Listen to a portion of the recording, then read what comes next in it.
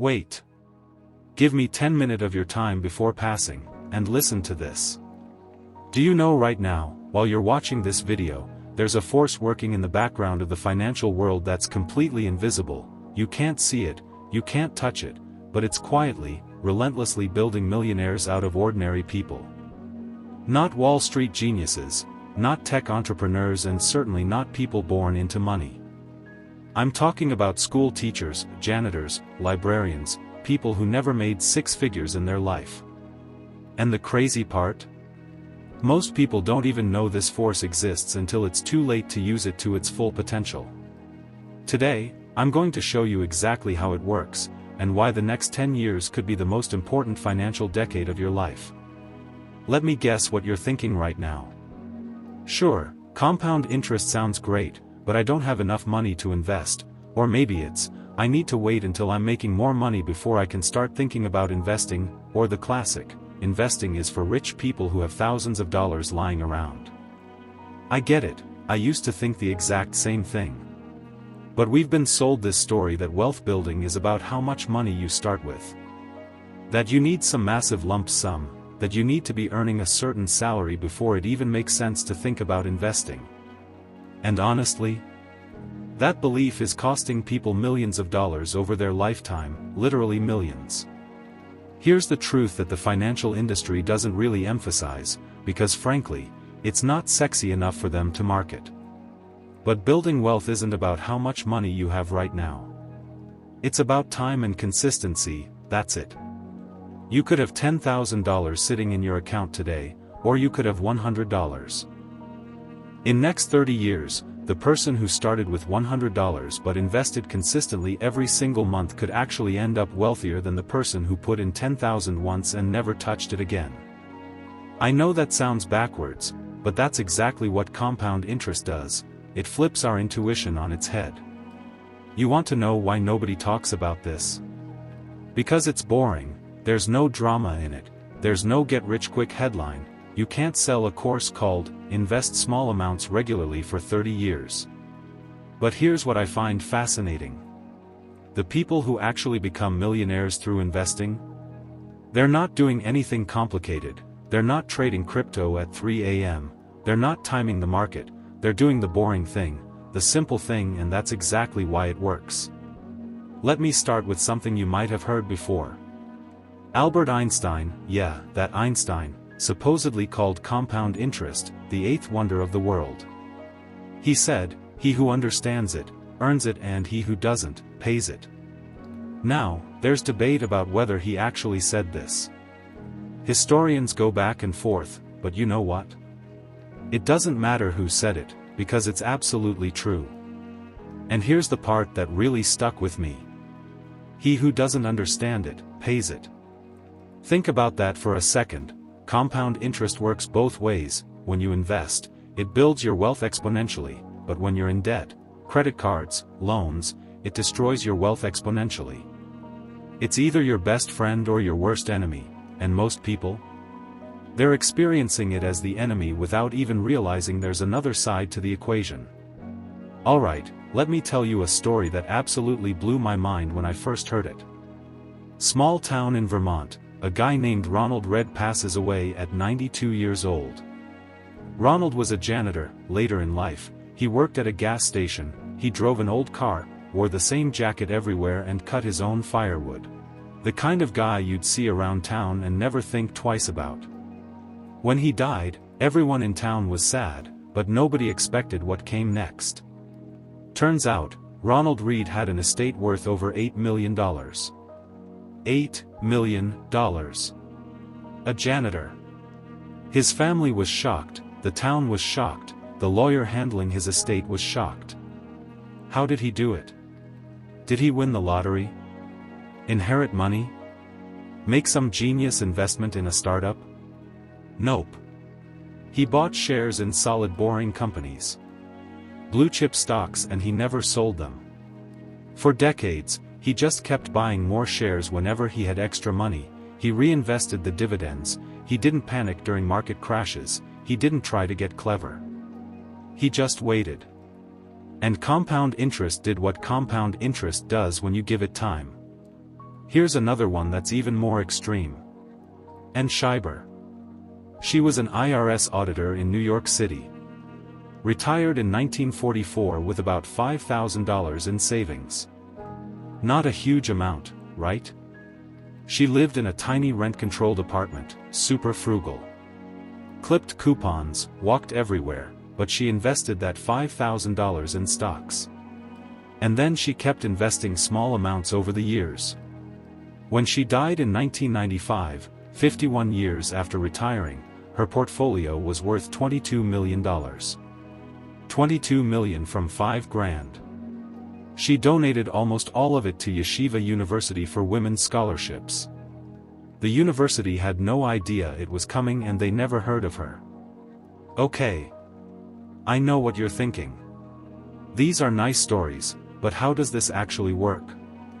Let me break down the math in a way that actually makes sense. Let's say you invest $200 a month, that's it, not a huge amount, that's like giving up a few coffee runs and one dinner out. You put that $200 into an index fund that averages about 10% returns per year. That's roughly what the S&P 500 has done historically over long periods. After 10 years, you've put in $24,000 of your own money, but your account isn't worth $24,000, it's worth about $41,000, that extra $17,000? That's compound interest working for you. But here's where it gets wild. After 20 years, you've contributed $48,000, your account is now worth $152,000, after 30 years? You've put in $72,000, your account is worth $452,000. And if you wait 40 years, which sounds like forever, but if you start at 25, that's only age 65, you've contributed $96,000. Your account is worth $1.1 million. You became a millionaire by investing $200 a month. Here's what makes this so powerful and so heartbreaking at the same time. The returns in the early years? They're small and almost invisible. You're putting in money and it feels like nothing's happening. But in the later years? That's when it explodes. In that last decade from year 30 to year 40, your account grows by over $600,000, more than half your total wealth gets built in the final 10 years. But, this is crucial, that only happens because you started 30 years earlier. This is why people in their 20s and 30s have the biggest advantage, not because they have more money, no.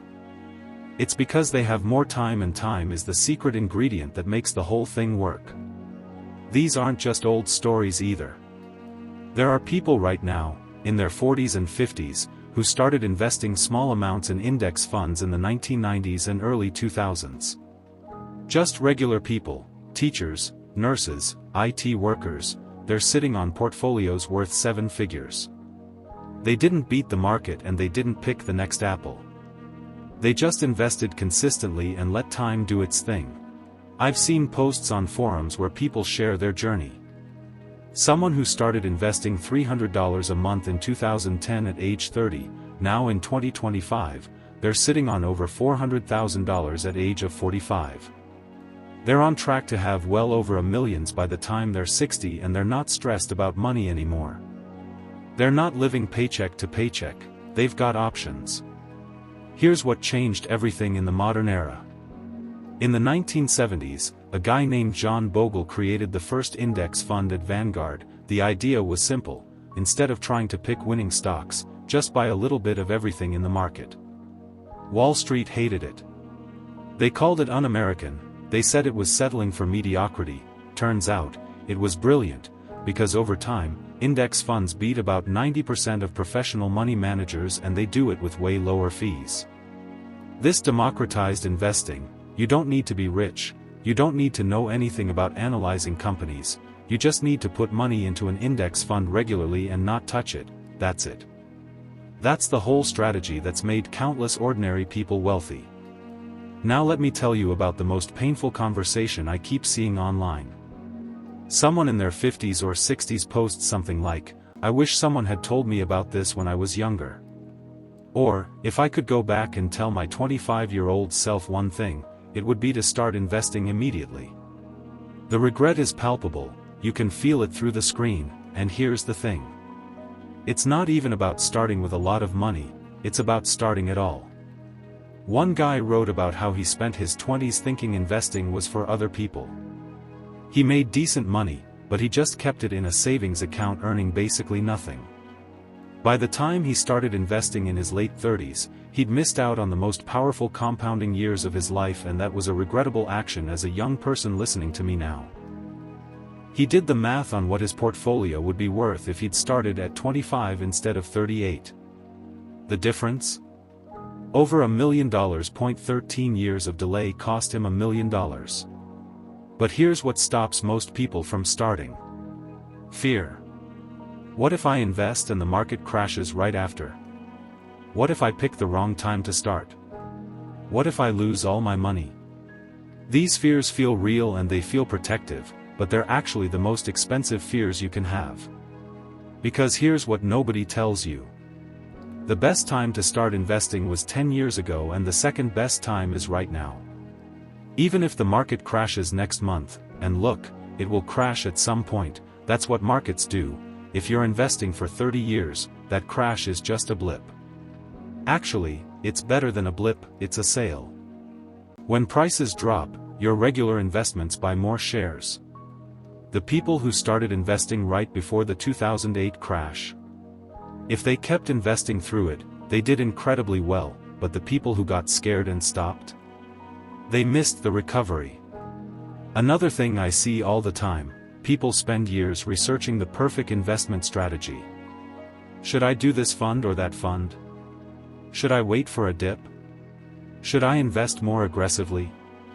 And while they're researching, while they're trying to optimize every detail, they're not investing anything, they're letting perfect be the enemy of good.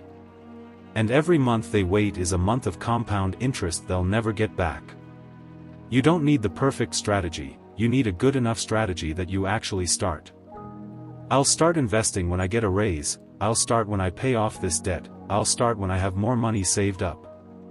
I understand these thoughts, they seem reasonable, but here's what I learned, you'll never feel completely ready. There will always be something. And meanwhile, the people who started with whatever they had, even if it was just $50 a month, they're years ahead of you now. Not because they were smarter, not because they had more money, is because they started. Let me make this concrete. Let's say you're 25 and you decide to wait 5 years before you start investing. You want to get settled in your career first, pay off some debt, build up savings, all are reasonable goals. But during those 5 years, if you had invested just $150 a month at 10% average returns, by age 65 you'd have over $700,000. If you wait until 30 to start with the same monthly amount, you'll have about $430,000 at 65. That 5-year delay cost you $270,000. 5 years of I'm not ready yet equals $250,000.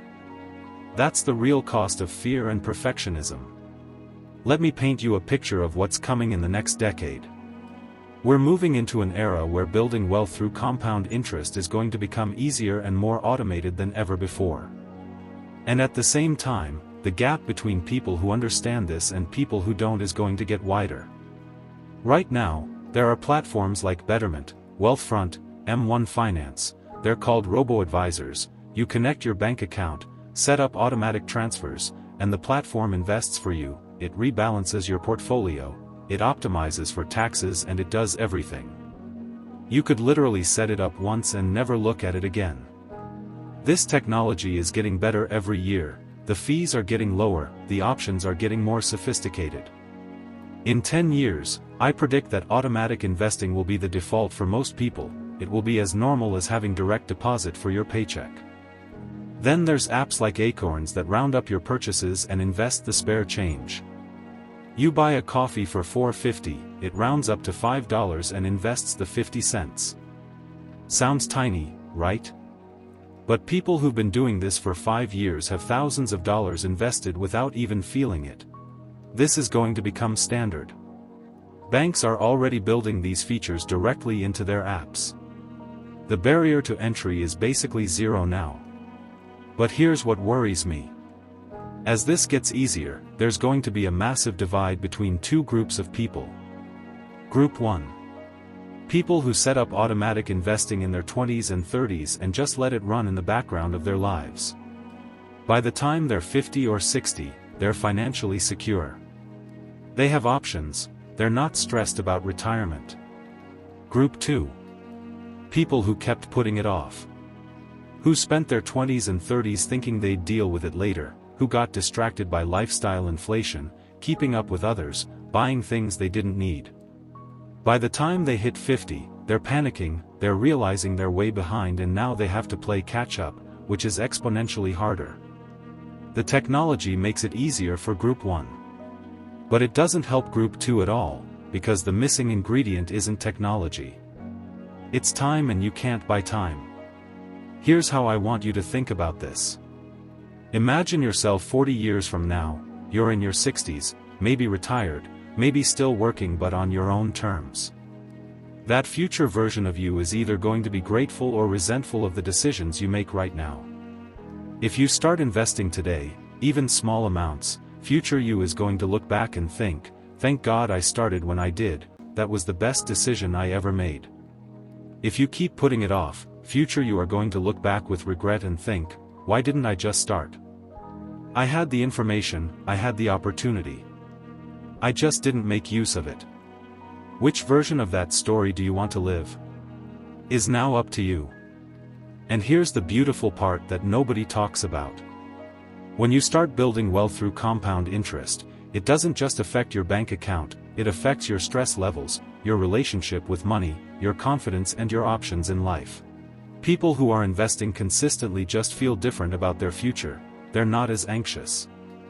They sleep better because they know that in the background, quietly, their wealth is growing. It's like planting a tree, you plant it, you water it occasionally, and you don't stare at it every day watching it grow. But 20 years later, you've got shade and fruit and something valuable. That's what this is. I've talked to hundreds of people about money over the years. I've never, not once, met someone who said, "I regret starting to invest early." But I've met countless people who said, "I regret not starting sooner." The regret only goes one direction. So let me leave you with this. 10 years from now, where do you want to be financially? Do you want to still be living paycheck to paycheck, hoping things will somehow work out? Or do you want to have a portfolio that's been quietly growing, giving you options, giving you security, giving you the freedom to make choices based on what you want instead of what you can afford? The difference between those two futures starts with a decision you make today.